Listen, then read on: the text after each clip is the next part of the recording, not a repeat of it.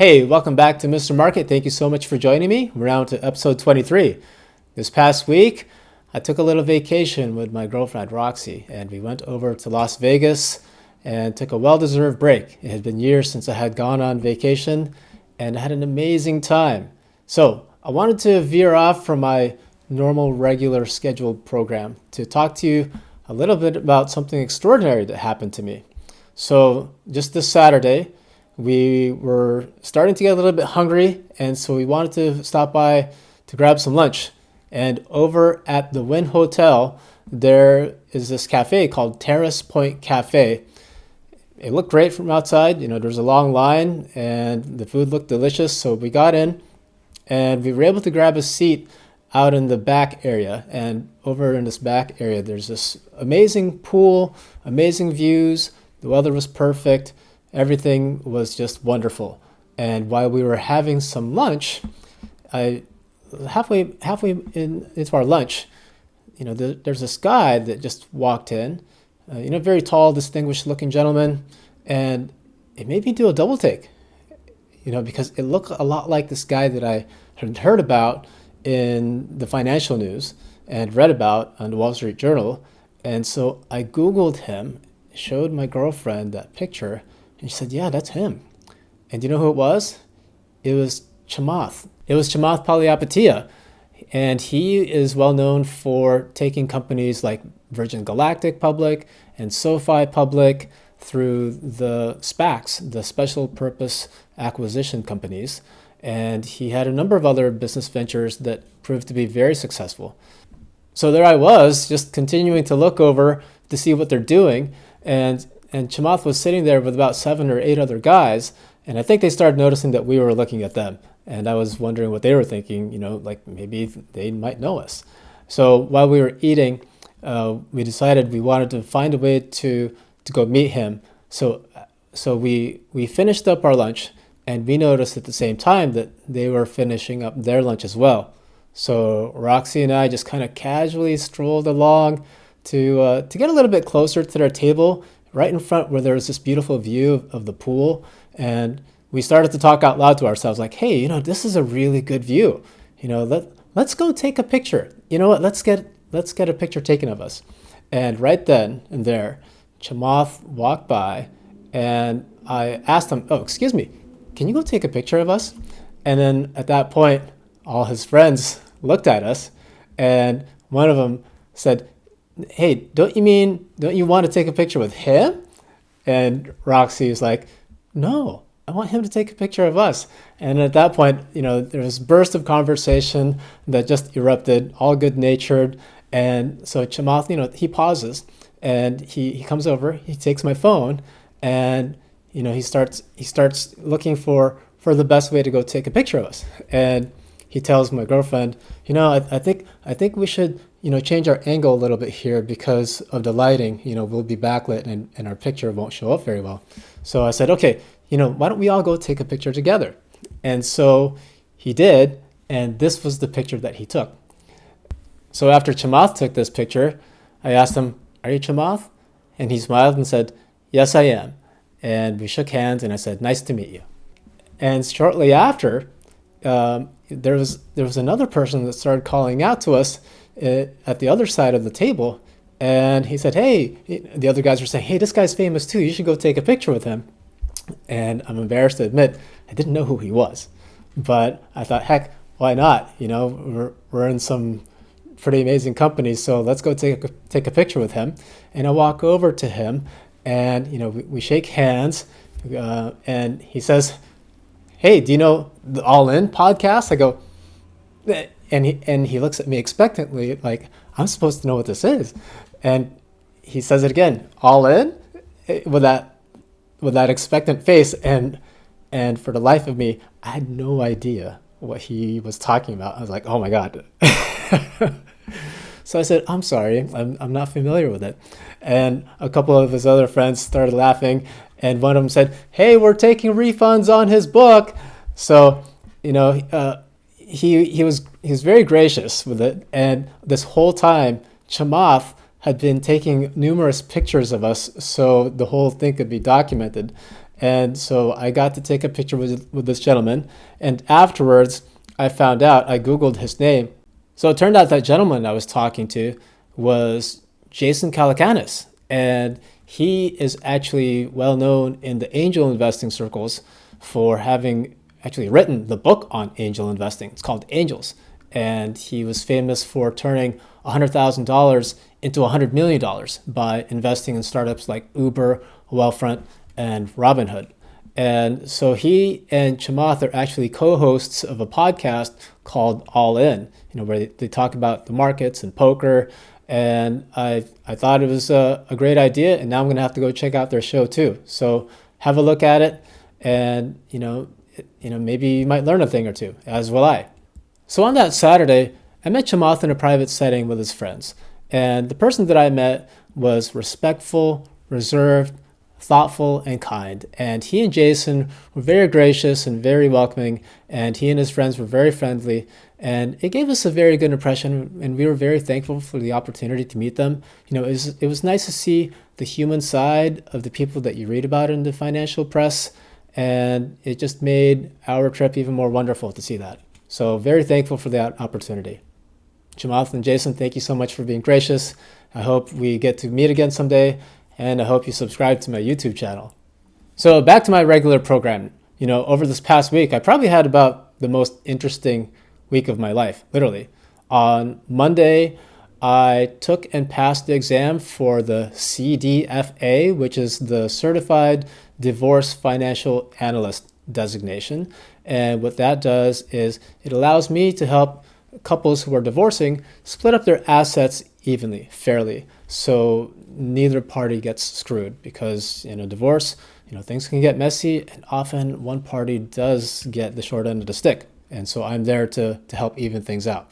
So I now have the CDFA designation to add to my CFA designation. That's for the Chartered Financial Analyst. And actually, many of you don't know this, but I actually have the CFA, and I have been also a hedge fund manager for a decade, from 2003 to 2013. And our greatest claim to fame was that during the 2008 financial crisis, we had our best year ever. And what else? I'm also a top 20 finisher in the U.S. Investing Championships from last year, where I was able to go beat the stock market by over 20% and actually generate a positive return during that big down year. So that's a little bit about my bio. But back to the portfolio and how we did. This week ended up being a down week for us. And that was because on Thursday, I had sold some puts and some calls on NVIDIA for earnings. And, as everybody knows, NVIDIA crushed it. We had so many analysts saying, oh, wow, those results were so amazing, so cosmic, so much wow. And it's just so jaw-dropping. And basically, everyone was falling over themselves to say how good these earnings results were. And we got hurt, and it ended up being our biggest losing week for the year. We were down $6,891, and that put our year-to-date returns back to $24,575. So, if we zoom out a little bit and see the overall performance for my portfolio ever since we started with the pendulum algorithm, it's not too bad in this overall context of this very positive trend. The returns we've earned since we started this in the beginning of July are up $63,253. So, that's over twice the return of the stock market. And year to date, our Sharpe ratio is still holding at about 3, and our max loss is still about half that of the market, and we're still beating the market year to date.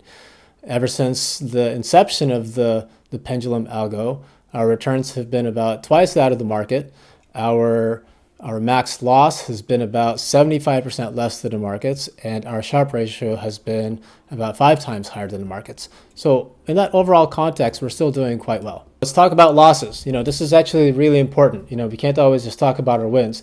Inevitably, we will have losses, and it's important to see how a portfolio behaves when we lose. So I'm going to talk about, how I analyzed it, what went wrong, and what went right and how I'm going to adjust going forward. But first off, let's talk about this concept in poker called resulting. I know it's a strange sounding word, but it's basically what happens when you judge something based only on its outcome and not so much the process and the probabilities of the decision that resulted in that outcome.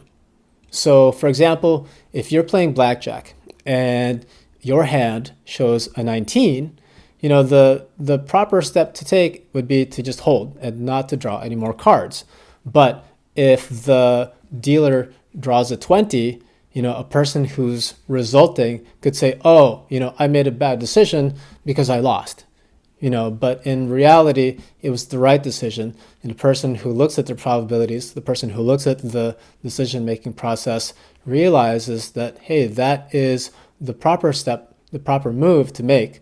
And over time, it will be a winning strategy. But for the person who's resulting, they're going to call that a bad bet when actually it's not. So for NVIDIA, I went through the typical process that had worked for me very well in the past.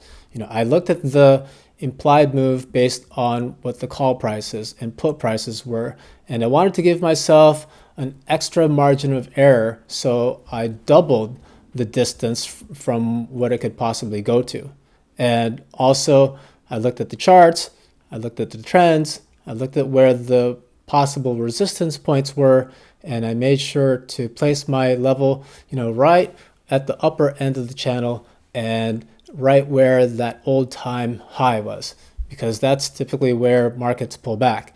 And in this case, I also looked at the valuations, and you can see that things were really stretched, even relative to NVIDIA's historically elevated valuations. This was even more elevated than its own history. And you look at the fundamentals, and Morningstar said the fair value of it was $200. So, at the $300, price level where it was at before earnings, I think it was about $305. I thought a $350 strike price seemed like a reasonable bet. And given all these factors for how expensive it was, it seemed like a good bet. Now, we're not in normal times, and of course we know what happened, and I got crushed because of it. So I was wrong, analysts were wrong, and as I've typically found, these fundamental analysis approaches for these emotional stocks, it tends to not work during certain parts of the business cycle. And so remember I told you in a previous episode that I thought maybe on average for the overall stock market, it's about 40% fundamental and logical and about 60% emotional. Now, when it goes to individual stocks, that whole ratio shifts around. For me, I would guess that the fundamental / logical side of the market for these individual stocks is more like 15%, whereas the emotional side can be as much as 85%. And so yes, here was my flaw. I was looking at it from this logical fundamental side, but in these types of stocks, it only probably explained about 15% of the whole picture. So there was this whole 85% of the other picture that I wasn't capturing. And because I failed to recognize that, that's where I got hurt. Now, it's important to look at the portfolio. When you lose, how bad do you lose?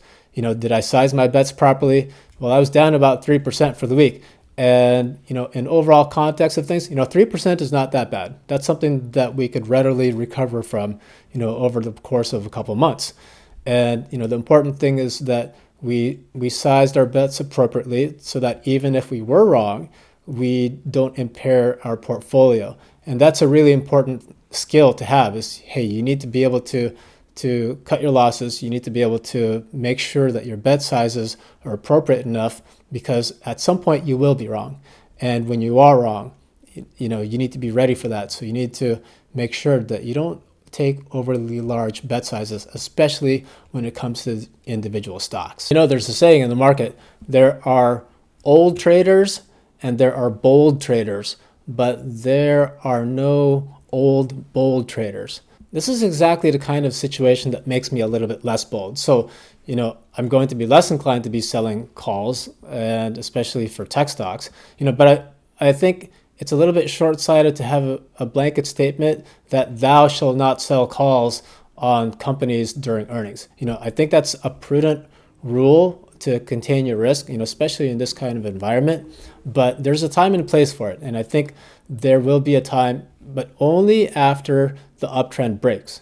We have companies like Amazon and Tesla, and even those companies ended up losing over 50%. But that was after the uptrend broke. At some point, NVIDIA, will have that, and it's not going to be now. The hype surrounding AI is way too strong, so it's something that I'll have to keep an eye on over the next couple of years. But I definitely won't be doing that given my experience.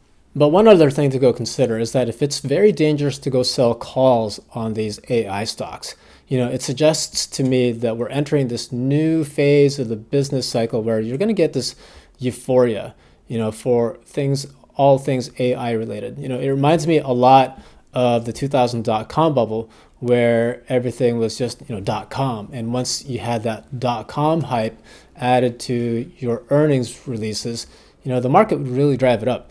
And, given the danger of selling these calls, it suggests to me that, maybe calls are starting to probably get underpriced, especially with companies that are related to AI.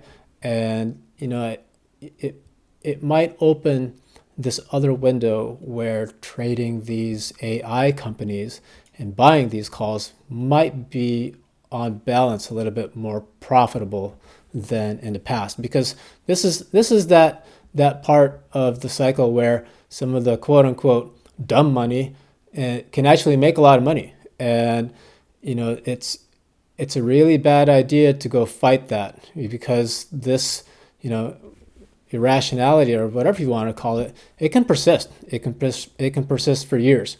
And people who try to fight that, short sellers, they can get destroyed. So, for me, I may play this. I may play the AI space a little bit more. But one thing I learned is that you don't typically find a next NVIDIA. Back during the .com days, there was no next Amazon. Buy.com was the closest thing that came to it, and that fizzled out. What ended up being the more profitable approach was to stick with the market leaders. You stick with the Microsofts, you stick with Amazon, and just like Tesla, everyone was looking for the next Tesla. Well, there hasn't been a next Tesla, and I don't think there's going to be a next Tesla. But the most profitable approach was to stick to the market leader. And so, with NVIDIA being the leader of AI, at least the perceived leader, that's probably the most profitable approach that I can imagine. If we're going to play the AI space, I will be focusing on NVIDIA and focusing on only bullish bets and not bearish bets. So for this week, I'm only playing it pretty cautiously. I have some puts that I sold at the $400 strike price. I know it's super far away, and with this whole debt ceiling situation, we're going to have this very binary outcome. And while, there's probably like a 98% chance of everything working out great, that 2% chance of the market falling 20% on any failure to pass this, that really isn't appealing to me. It's not a good payoff for me. So I'm just going to wait, and I will just bide my time and stay far away. And, once things finally do get signed, that's when I'll get a little bit more aggressive on my sizes and on my strike prices. And then we'll be back to, trying to go make money again on a regular basis. But for now, my position sizes need to be small, because we never know. There's some knuckleheads in Congress, and who knows, they may enjoy seeing the market crack. I'm not one of them, but we can never guess what's on some of these people's minds. So better to be safe than sorry. And we don't need to swing at every single pitch, and we'll just have to wait until things look much better before we take another swing. Oh, and if we do get a debt deal signed, one other thing to consider is that since the government hasn't been able to go issue debt for months, well, guess what do you think they're going to do? They're going to be issuing billions and billions of dollars of debt. So that will basically cause bond prices to fall, which will cause the bond yields to go rise, and that will siphon away a lot of investor money from stocks to bonds. So, that's one potential headwind that we'll be having in place of this debt ceiling. and it's just another important consideration in the overall bullish versus bearish picture for the market. Also, it's a good policy to just, take a step back from trading. When you have an outsized loss, it's good to just kind of, play it small, get your confidence back a little bit again, take a little break. And so that's why this trip to Vegas was actually just what I needed. It was the right place and the right time for one, and it's helped me recharge significantly. So I'm looking forward to the next week and getting back into the thick of things. And if you haven't yet, please click like and subscribe so then you'll know when my videos drop. You can find me also on my new domains that I bought, mistermarket.us or mistermarket.us. So thanks again for joining me, and I will see you next week.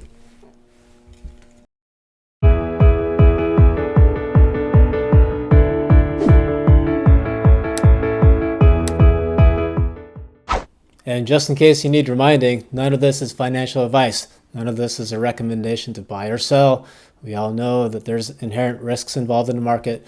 There's no, guarantee of future performance, and your risk tolerance is not like mine. And so you can definitely lose money. So make your own decisions, do your own research, and act accordingly.